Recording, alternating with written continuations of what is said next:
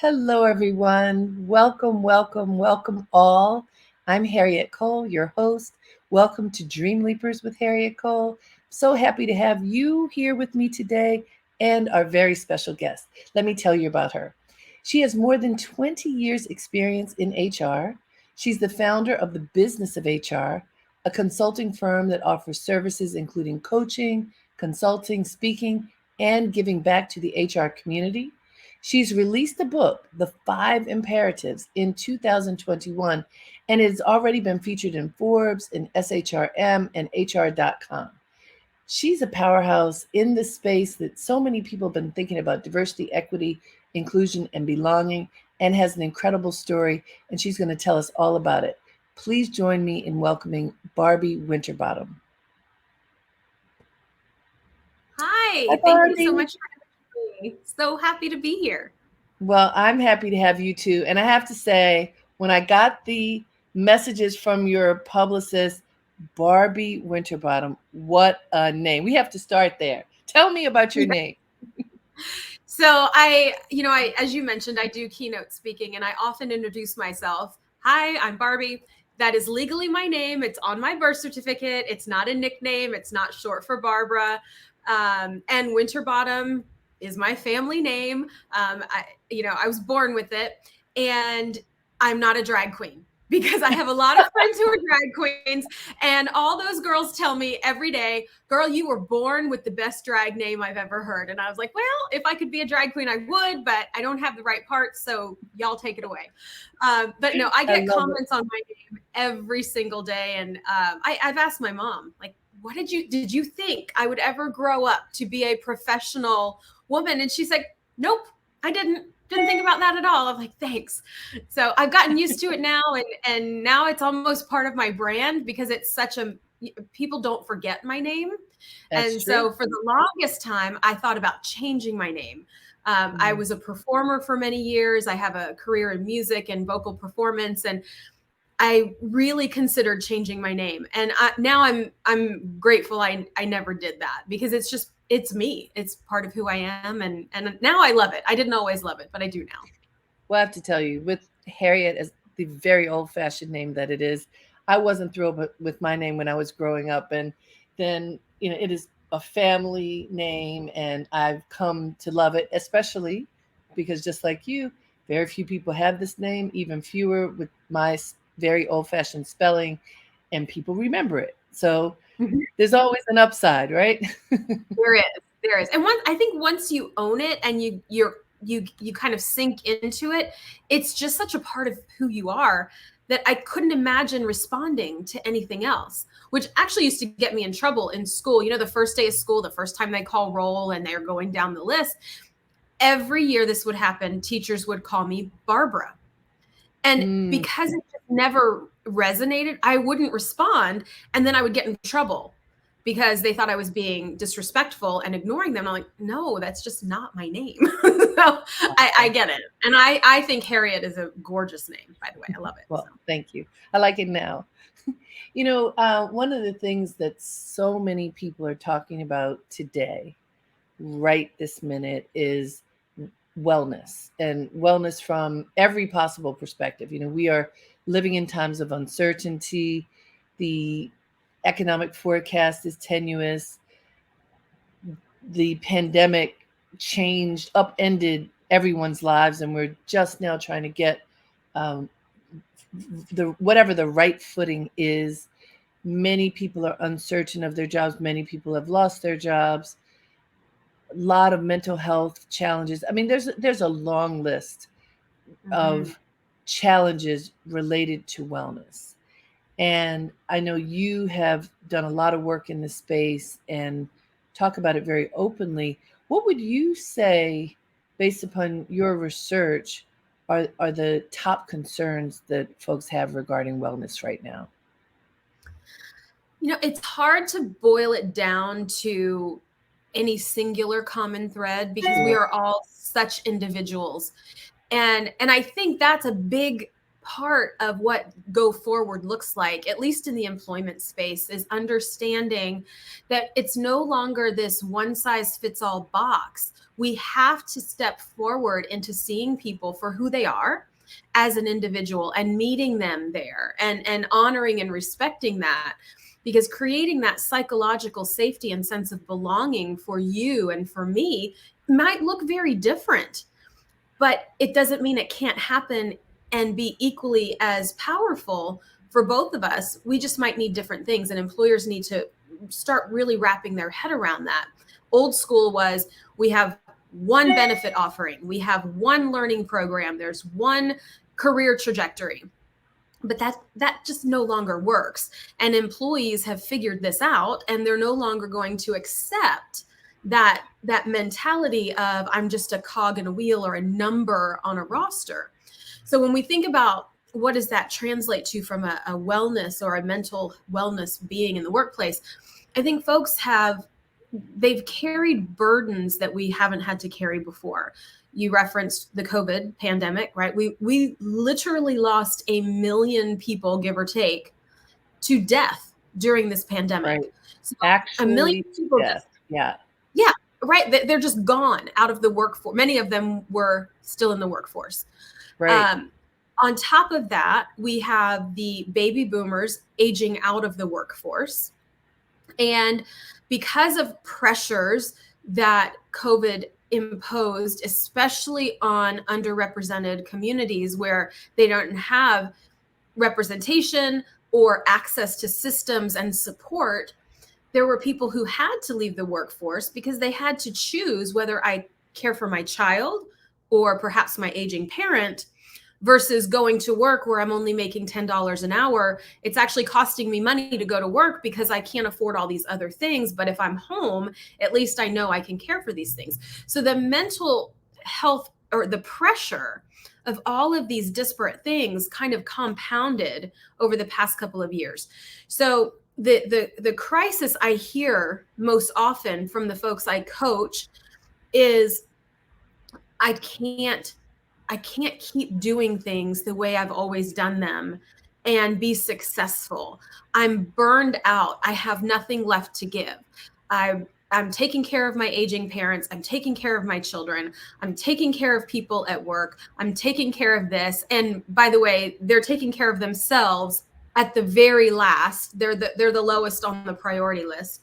And all of that over time creates a scenario where you deplete your energy, your perception of your value also depletes along with that. When you don't feel well, you're not able to give your best self. And then you start to question, well, do I even have a best self anymore? Maybe that was 10 years ago. So these things just compound over and over and over. And women especially, I think, have been impacted because no matter how many strides we've made, women still tend to bear the bulk of responsibility when it comes to taking care of homes and children and all the things, the groceries, the laundry, those types of things. And so none of that's gone away. It's actually in some cases gotten worse because we were in our homes for almost 2 years. So everything was just right there. And then something that I talked about quite a lot early in the pandemic was victims of domestic abuse were put in situations where they had nowhere to go. And the abuser was in the room with them 24/7. They couldn't, going to work could have been a respite for that person, leaving that house. And that was no longer an option. So the skyrocketing of that kind of trauma and stress adds to it. And that's not something people are super comfortable talking about. And so we don't know who's suffering. Early in the pandemic, when this was happening, I was still a CHRO at that time. We created an email that we sent out to all employees.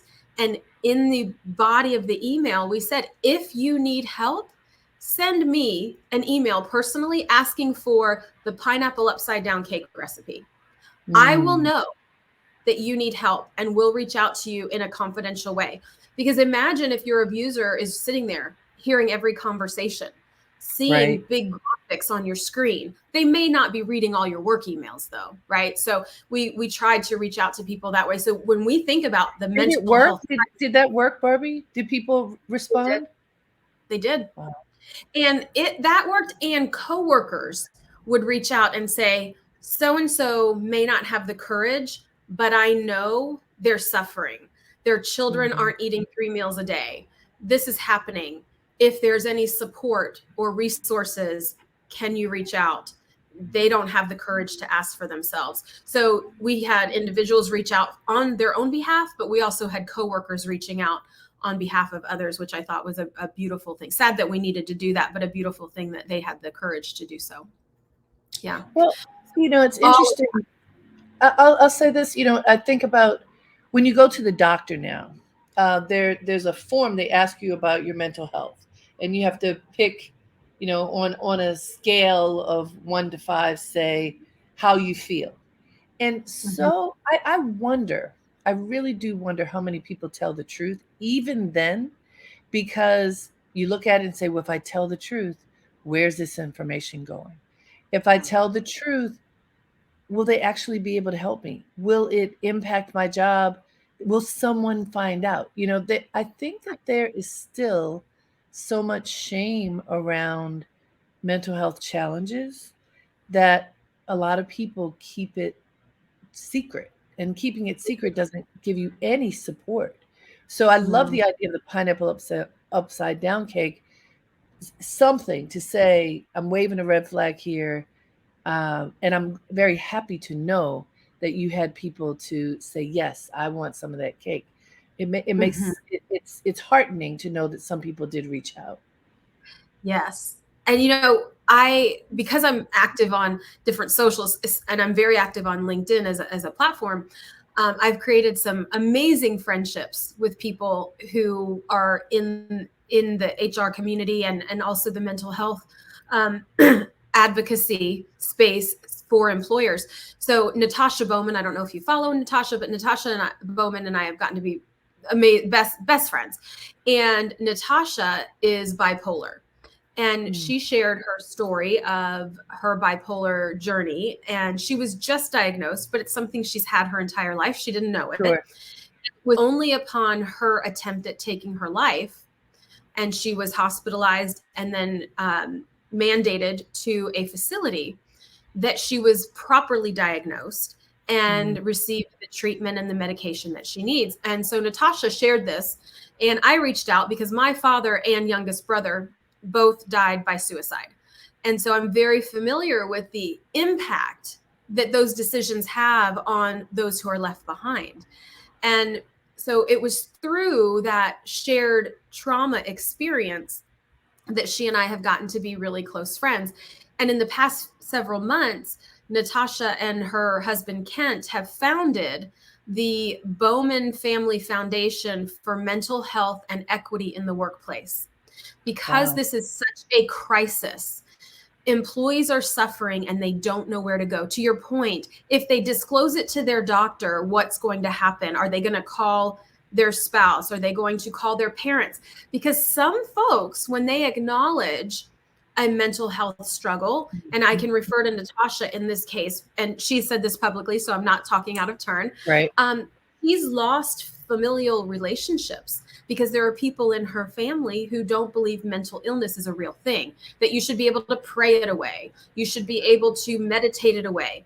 And it's just not, that's just not real. I'm not saying that you can't pray and you can't meditate. Those are wonderful things for your mind and your brain and all of those things. But I'm not convinced that that's going to take away a medical condition such as Well, bipolar disorder. let's unpack some of that, because first of all, you just said a whole lot, that your father and your brother Yes. lost their lives due to suicide. Just one family member having that is devastating to the core. For it to be two family members, take us into that experience, so that we can just kind of see and know what you and your family went through. Sure. So I can remember it like it was yesterday, but it was yesterday watching a movie. So it's very interesting how I think protective mechanisms kick in and sort of dissociate over time. So the memory of when I found out about my dad is like me watching a movie. So I in this movie, I can see myself and my sister, who is about five years older than me. And my mom called us into the living room, and I was five, a little over five, and I could read because I had an older sister who went to school. She would come home and she taught me how to read while she was learning how to read. And I can remember leading up to this conversation, we weren't allowed to read the newspaper. And I couldn't figure, like, why? What's going on? We weren't allowed to watch the TV for a few days. And I knew something was weird, but I couldn't figure out what it was. So now I'm sitting on the floor in the den, and my mom is on the couch, and her face is red, and you can tell she's upset. And she shares with us that, Daddy's not coming back. He's gone. He's passed away. I don't know exactly the words she used, but he's in heaven. Where I know she said that, and that he loves us, but he's not coming back. And I remember turning and seeing my sister, who at that time, she was about 10 years old. So she had a much greater comprehension of the finality of death than I did at 5.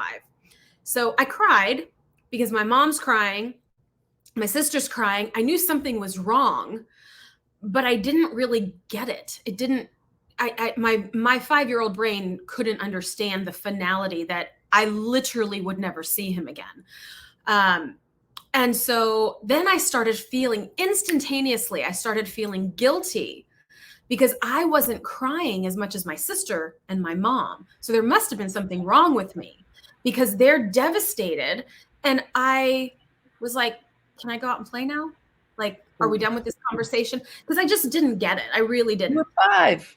I was 5.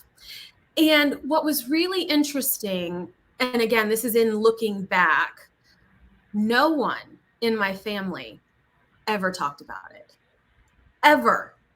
And all of us lived within like a 5-mile radius of one another. And I can remember a couple of months, he passed away in April. And at the time we lived in New Jersey, in the southern part of New Jersey. And so when it was warm enough, we went to the lake. We lived right near this little lake. And I remember being in the lake and swimming out. And a kid came up to me and he was like, hey, what's your name? Like kids do, right? You meet a kid, you play together. What's your name? So I told him my name. This goes back to having that memorable name. And the kid goes, oh, are you the girl whose dad killed himself? Ooh. And I was like, yeah, that's me. And we kept playing. I trained myself to not be reactive because it was made very clear to me that it was not to be discussed. And I would walk into a room and my grandmother, my father's mother, would burst into tears because I look just like my dad. And it was the trigger of the memory that she had of her child, which I completely understand. But again, my child brain thought she didn't love me. Like, what did I do wrong?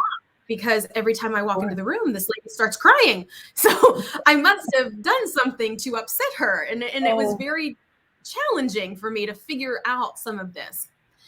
Fast forward, this was literally about 2 years ago, right?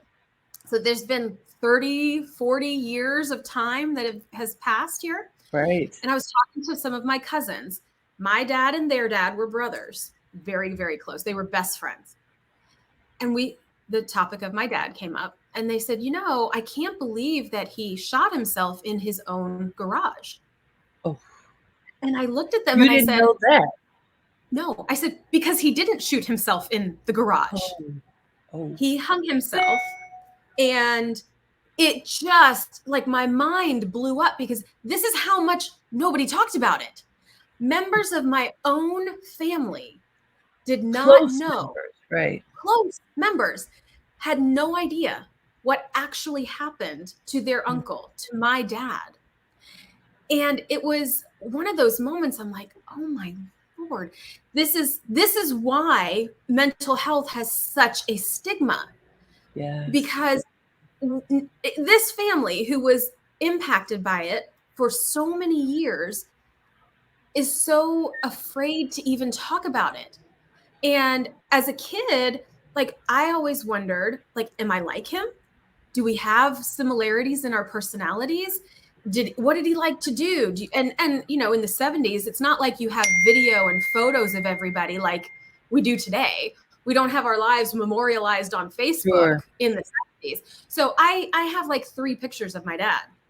I don't And then have a lot of they didn't talk about right. him? Wow. No. And And then so your brother, you say your brother committed suicide.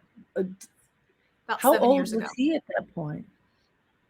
Ironically enough, he was 34. My dad was 32 when he passed. My brother was 34. And here's a twist to this. They're not biologically related. So my mom was married to my dad and had my sister and me.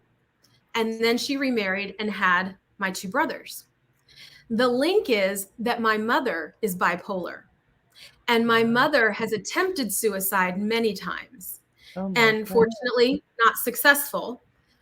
But it's just like this mental health Mm, arena and crisis has played out in my life in so many different ways. And I truly, by the grace of God or the universe or whatever your belief systems might be, I have not had suicidal ideation. I have not succumbed to the weight of these challenges. Um, do I struggle sometimes with depression? Yes, I know what that feels like, and I can feel it when it starts to happen. That slippery slope of disconnecting from people, starting to isolate, those types of things. So I'm very cognizant of that, and I do all the things I need to do to fight that. Um, but it is amazing to me how it's taken me to this point in my life to put all these pieces together and see sure. this one area of the of topic, right? This mental health topic has permeated every aspect of my life for my entire life, but I never made the connection because nobody was allowed to talk about any of it. This So is growing so common, Barbie, too, that when there are tragedies that, society calls shameful, mental health challenges falling under that umbrella, that people don't talk about it. You sweep it under the rug, you don't say, you don't up, ever talk about it. And it does not go away, it does not get fixed unless there is engagement around it. What's interesting, fascinating to me, but also makes perfect sense, is that you chose a career that is both supporting people and also working in that human resources space where, like, the focus is to take care of people. How did that come to be that you chose this field? I I fell into it. So as I mentioned earlier, I was a musician, I was a performer. Music is in my DNA on both sides of my family. My great grandfather was in the Philadelphia Orchestra. So if you've ever seen Disney's Fantasia, in the Yes. opening scene, you see the orchestra walking in behind the scrim. That's him. He's super tall. Oh, wow. I had a great aunt on the other side of my family. So that was my dad's side of the family, or my mom's side of the family. On my dad's side of the family, I had a great aunt at the Metropolitan Opera. Both of my grandmothers studied piano at the Philadelphia Conservatory of Music. So music is part of me, and my instrument is my voice. So I'm a trained vocalist. I studied for over 20 years. So I used to perform a lot. When I finished school, I did not have the courage or the strength of sense of self to go to New York by myself to figure Mm, out Broadway. And I don't have a lot of regrets in my life, but that's the one thing I wish I had found the courage to do. I had been so conditioned to believe that you have to have a fallback career. You can't, the most talented person isn't always the person who makes it. What are you going to do? How are you going to live? How are you going to eat? So I literally would have nightmares of me sitting on a corner, like begging for change, that starving artist mentality. And I just couldn't come up with the courage to figure out how to make it work. So I did what a lot of people do after school. And I was like, I waited tables. I was a bartender for a while. I did some retail gigs here and there. And it was my mom who said, Barbie, do you think you might want to consider what she called a real job? And my parentheses to that is, if you are a server or a retail worker or a bartender, that is a real job. So I'm not trying to diminish that at all. But in her mind, she wanted me to have what she perceived to be a professional career. So she recommended that I go into a staffing agency because they send you on lots of different assignments and you can learn about different work environments and different types of work, and maybe something will resonate with you and you'll find something that you love. So that's what I did. So I went into this particular agency here in Tampa, Florida, and they sent me on several assignments, and I really enjoyed what I was doing. They got great feedback about my performance, and they had an opening for a recruiter. So they approached me and said, we've gotten great feedback on you. You really seem to work well with people. We need another recruiter here. Would you be interested in coming to work for us? So that was my entree into the world of talent acquisition, recruiting, and then it grew from there into human resources. I was recruited from that role by one of my clients and started my foray into the career that I have built. It was a natural fit for me, because I do think, because of my lived experiences, I'm able to relate to people in different ways. I'm able to communicate with people at wherever they are, and with an absence of judgment. And I do my best to bring as much compassion and understanding to the conversations as I can, because one thing I learned really early at that employment agency was, for the most part, at this point in time, we're in the 90s now, late 90s, but still still in that era. People coming into an employment agency needed a job. They needed a paycheck. They weren't coming in because they had money, coming out of their ears. So people in those situations needed someone to hear them, needed someone to be able to connect with them where they were, to help them find employment. And so it really kind of connected with a lot of things that I was able to bring forward. And so it helped me to thrive in that space. And I'm really grateful for that. And I think that was a great starting off point for me. And, one of the things that I ask people, everybody that I interview now, because everyone has a story, it's kind of like the 9/11 story, the pandemic story. And I'd love for you to talk about what happened for you during the pandemic, because it's similar to what happened to a whole lot of people. You've built a career, things are going really well. Leading up to March 14th, 2020, which happened to be my birthday, so I'll never forget the date, when the whole world shut down, many people were doing pretty well and had the feeling of security. What was your life like at that point, and at the pivot point of the pandemic beginning? What happened? Yeah, so I was a chief human resources officer, and working with an organization that's known globally. And I loved my job. I loved a lot of the people. I won't say I loved everybody, I'll be real, but I loved a lot of the people I worked with. And we had just gone through a series of layoffs. The business I was in at the time was in manufacturing and in the promotional products industry. So when COVID hit, all the events around the world shut down. So the promotional product, boom, the end, just instantly, right? So the volume of work coming into this company just dried up overnight. No concerts were happening, no conferences, no nothing. So all the tchotchke stuff that you get at an event that has your logo, a pen that has your company logo on it, nobody was ordering any of that stuff anymore. Right. So we had just gone through series of layoffs. And we were kind of at home, but still coming into the office early in the pandemic, not really sure what was real and what was factual and all of this kind of stuff. So I reported into the CEO, and he called me into a meeting, went in with my notebook like I typically did. And I walk in the room and I see our legal counsel sitting at the end of the table and the white manila folder. Ooh. And that I knew what that meant. I knew immediately what it was because I was usually the person delivering the manila folder. So I knew what that folder meant. And, and he informed me that my position had been eliminated. And I was, I should have seen it coming. I think about this quite often but I really didn't. I was so invested in the work I was doing and trying to support employees and find ways to reach those people who were now at home and needed support, and building tools and systems that would allow them to stay connected and get the latest information on what was happening. So I didn't see it. I didn't anticipate it.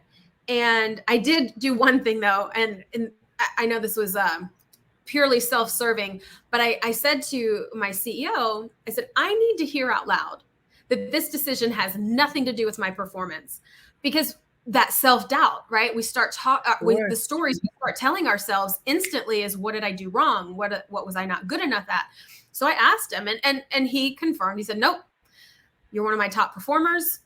We have to make financial cuts, and we believe we can fold in the absolutely, meat and potatoes work of HR, which is, processing payroll and benefit, like the tactical elements, into an administrative function, and all these other things will just have to wait because we don't have cash flow coming into the company right now. We have to make difficult decisions. So as much as I didn't want to hear that, it was the reality of what was happening.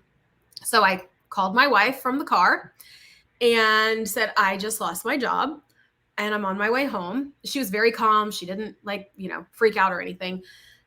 And so I'm like, well, now what the hell do I do? Because nobody's hiring. Most companies were laying off or shutting down or taking hiatus or what have you.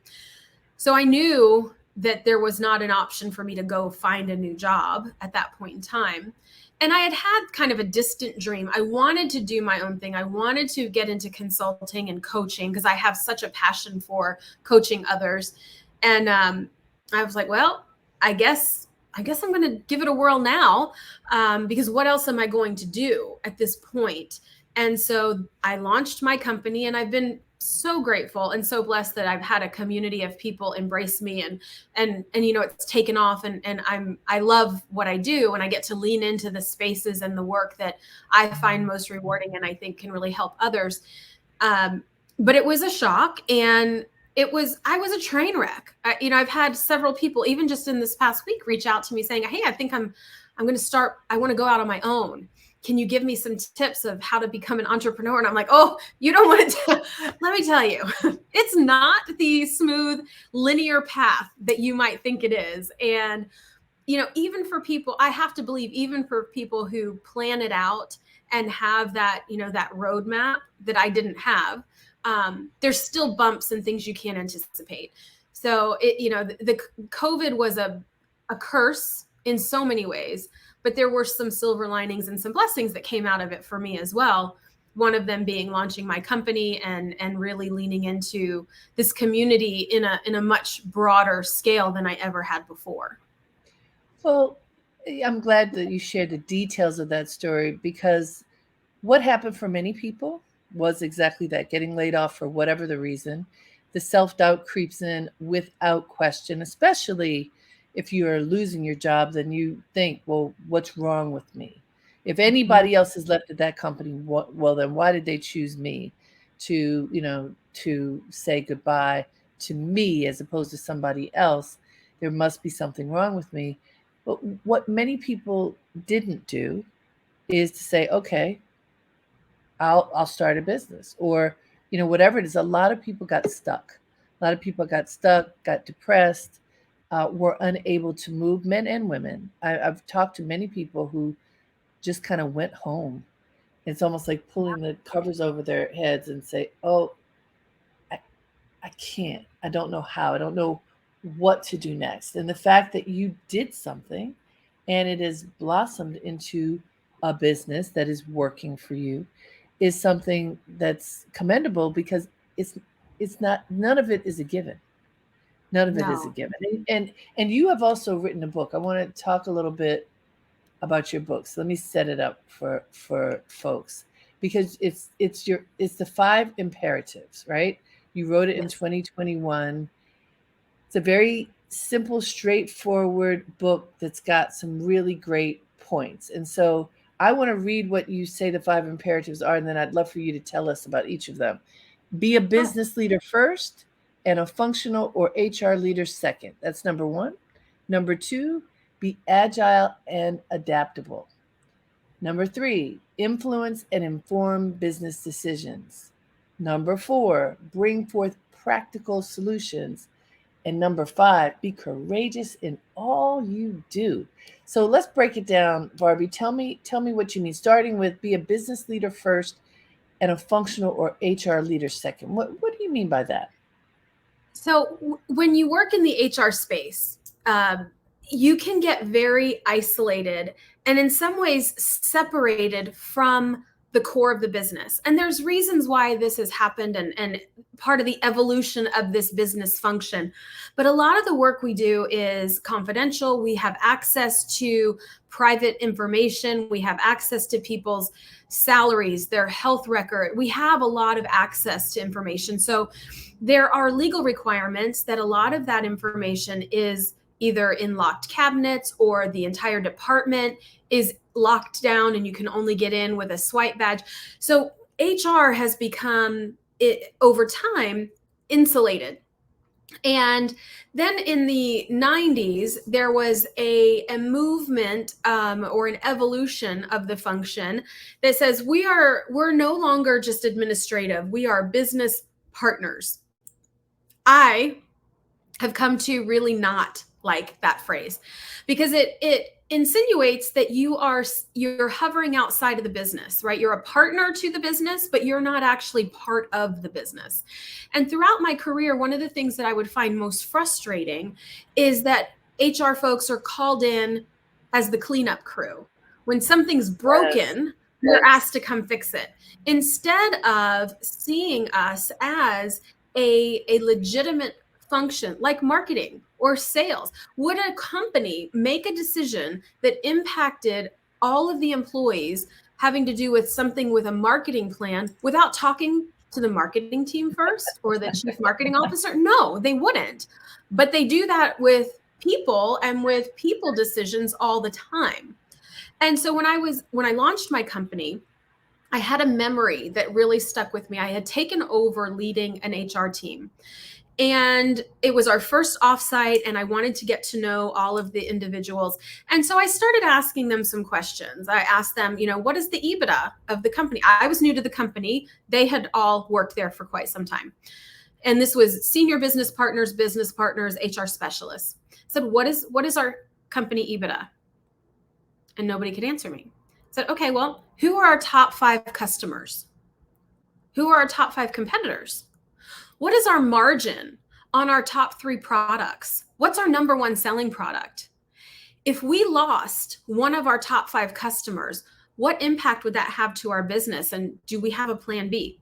So I started asking core business questions, and none of them could give me an answer. And it was a light bulb moment. Because I'm like, you guys, you are an HR team supporting the people who make this engine of a company run. And you can't answer any fundamental questions about what makes this business a business. And they looked at me like deer in headlights. And I was like, if we want to be perceived as credible, value add advisors, consultants, and business leaders, we have to speak the language of our business. We have to speak fluidly and fluently, just like someone in finance or sales or marketing or operations. And so that's where the name of my company, The Business of HR, that was the genesis of the name of my company, remembering that meeting. But it was also something that stuck with me. Because if we want to have that seat at the table, have that voice, to influence the decisions and the agendas of an organization, then we have to be a business leader. And our functional work is the people of the business. Just like someone who's running finance is considered a business leader with a specialty in finance, right? And I have a friend of mine, a dear friend of mine, who was a CHRO for years and was promoted to being the president of a company. And this was a global company, 30,000 employees. And he is the only person I know who was ever an HR executive promoted into the presidency, CEO type role of a business. And it got me thinking, why does that happen? Because we aren't connecting with the rest of the business in ways that they understand. We get stuck in our HR speak, and then we wonder why they don't get it. We wonder why they don't want to invest in things, because they still see us as a cost center. They see us as a support function that they call in when there's a mess to clean up, but we're not consulted on the front end. So the first imperative is to think like a business leader. And then be agile and adaptable, which makes perfect sense. And yet one of the hardest things to do is to have that kind of fluidity and believe that you have security at the same time. So can you describe that for us?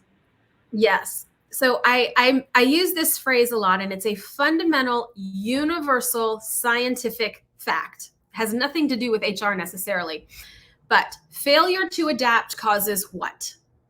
I don't know if anybody knows the answer to this, but in the world of biology, if you think about biology, failure to adapt causes extinction.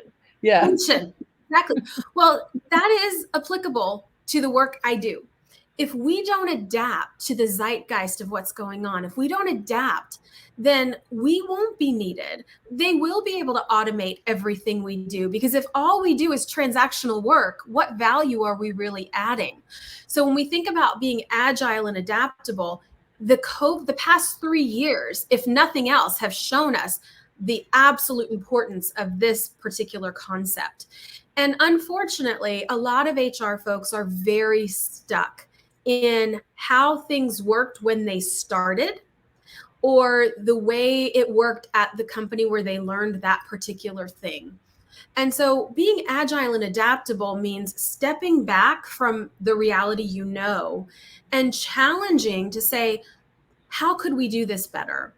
And as we talked about, it's not a one size fits all anymore. We have 5 generations working together in organizations right now, which is unprecedented. We haven't ever had this before.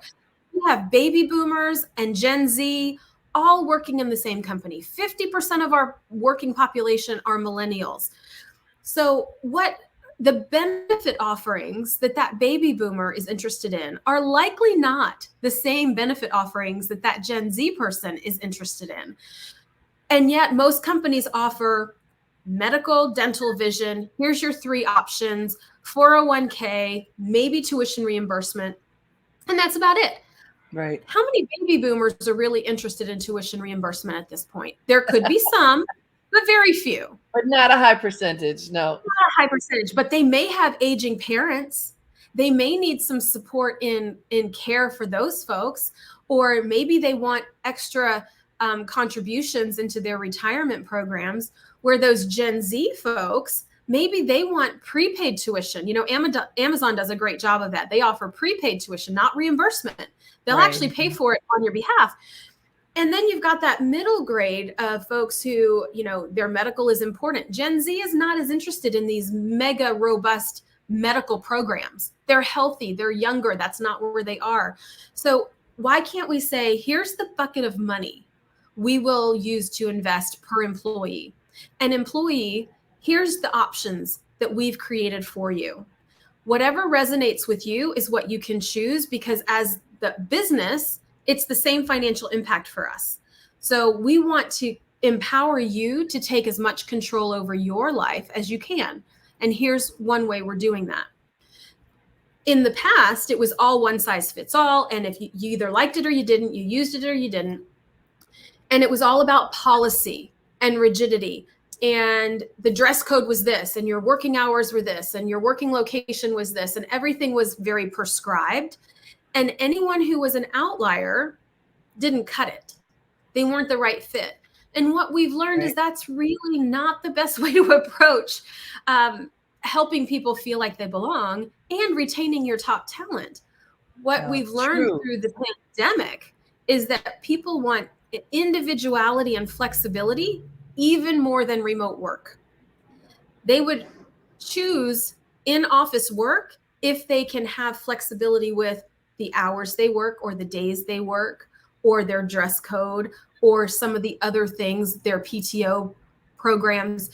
People want control over their lives, and we need to meet them there as often as we can. Now, that doesn't mean we can do it for every single thing. There is a need for structure. There is a need Sure. for policy and expectations. But where we can offer flexibility and individuality, we've got to do that, because that's what the future of work looks like. And organizations who don't adapt to that will be left behind. So we have just a few minutes and we've got 3 more points. So I'm going to ask you to be a bit succinct so we can get at least some highlights. So the next one is influence and inform business decisions. Give me in a nutshell what you mean by that. So we have to, as folks in the HR space or as business leaders, a large part of what we do is to help reframe and provide insight into the lives, the experiences, and the perspectives of employees to the folks who are making decisions. We tend to play that intermediary role often. And one of the ways we need to do that is by influencing and informing decisions by using data, our experience, and our intuition. Any one of those things by itself doesn't give you enough information, because if you rely only on your gut instinct, that's fraught with bias and prejudice, because we all have it. We need to check ourselves. If you use data alone, well, we all know we can skew data to say anything we want it to say. And if you use your experience, that again can be fraught with bias and prejudice, because every culture and every organization has different methods of measuring success. So what worked before may not work here, and you may be isolating people or leaving folks out if you're relying on that. But when you can combine those 3 elements of data, experience, and intuition into the conversation around decision making, you're much more likely to get a better, more robust, and healthier decision for everyone, versus only looking at one thing. Because typically we look at data, or all right. So let's move on, because we got to do this quickly. Next one, bring forward practical solutions. So I love this one, and this one I can do quickly. HR folks are known, rightly or wrongly, for implementing things for the sake of implementing them. Oh, we need a new performance review process. We need a new payroll system. We need this. But are those the solutions that your business needs? Or did you just have a really great salesperson who told you that this is what everybody else was doing? So it's important that we understand what's happening within our organization. What do our people need? And we don't have to boil the ocean. Sometimes a practical solution can mean automating a piece of paper that used to be a form that somebody filled out and scanned in and emailed, to creating an online form that they can submit, and it's on and off and running, right? So practical solutions means understanding what your people and your business need right now and in the future, and creating things that meet those needs. And it doesn't have to take a year to roll it out. It can be iterative, and you can roll things out and then tweak them along the way and make them better as you go. Be courageous in all that you do. Yes, and I've actually added courageous and compassionate, because in my experience, courage, when it's not combined with compassion, can make you a jerk, because we can use that phrase of, I had enough courage to call them out. Well, if you don't call them out with compassion and for the right reasons, then calling them out probably wasn't the right thing to do in the first place. But it takes courage when you work in the people space. It takes courage to go to a CEO and say, hey, what you said in that town hall meeting this morning was really inappropriate. You can't call out so-and-so publicly because you saw him at the bar last night. You can't say these things. You're offending people. And I've had these conversations with a specific CEO, and he would come back and he'd laugh. Oh, they were laughing with me. And I said, no, they weren't. They were cringing. Did you not read the room? They were putting their heads down. They were embarrassed. Good for you to be able to have the courage. You're right. That is courageous. Yeah. So it takes courage to terminate someone. It takes courage to challenge someone who has racist behaviors, and to call them out and hold them accountable to their actions, and to say there are consequences. Yes, we live in a world of free speech, but we don't live in a world free of consequences. And that's inappropriate. You can't do that. Not on my watch. But that takes courage too. So, It so much of what we does. do every day takes courage and compassion. So I want to tell everybody you need to read Barbie's book. It's called The Five Imperatives for the Future of HR by Barbie Winterbottom. So much information. I mean, we could talk for hours, but thank you for Oh, getting as much in as you could. I think that your focus on mental health and your willingness to share these vulnerable aspects of your own life, I know that there's somebody out there that you have touched to just let them know we can rise above some of the most challenging things. And then your practical tips for the workplace are just fantastic. Thank you so much, Barbie Winterbottom. thank you for having me. It was my pleasure, and I could talk for hours. So, thank you for reeling me in. Well, we appreciate you. And thank you, everyone, for tuning in. Thank you for being with me here on Dream Leapers. We appreciate you. Hope you got a lot out of that conversation. I surely did. You know, mental health is real. Let us take care of ourselves, take care of each other. And that includes the people that we work with. We spend so much time with them. Let's figure out how we can support each other as we pursue our dreams. Until next time, have a great day and make it count.